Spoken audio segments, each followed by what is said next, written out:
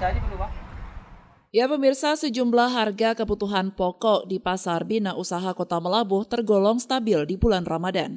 Meski demikian, daya beli masyarakat sangat menurun dibandingkan pada bulan sebelumnya.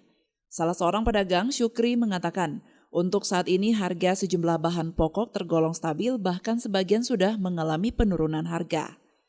Seperti harga minyak curah turun menjadi Rp28.000 per bambu. Sebelumnya dijual dengan harga Rp35.000 per 2 liternya. Sementara untuk harga telur ayam broiler Rp24.000 per papannya yang sebelumnya Rp25.000.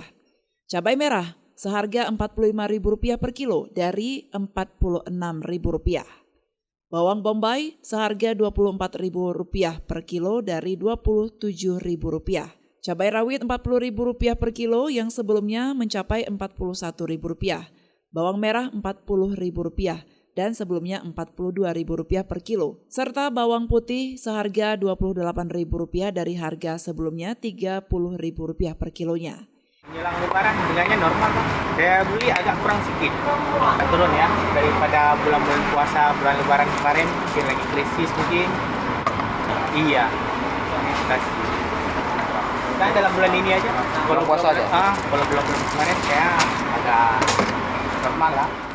Di sisi lain, harga sejumlah komoditas sayur-sayuran naik mulai dari Rp500 perak hingga Rp1.000 per itemnya.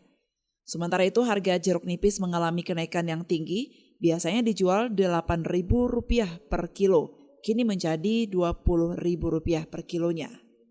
Menurut salah seorang pedagang sayur Zaini, mahalnya harga jeruk nipis tersebut akibat kekurangan stok di daerah, sedangkan jeruk nipis yang dijual itu didatangkan dari Brastagi, Sumatera Utara. Meskipun sejumlah harga bahan pokok tergolong turun dan stabil menjelang Hari Raya Idul Fitri, namun akan tetapi daya beli masyarakat sangat berkurang.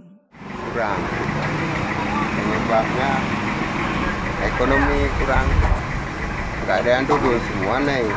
Ini asam ini kuning-kuning kayak gini ini 25.000 gitu, peta 8.000 dari Medan, terong naik sedikit. Harga sayur naik? Naik sedikit. Naik sedikit.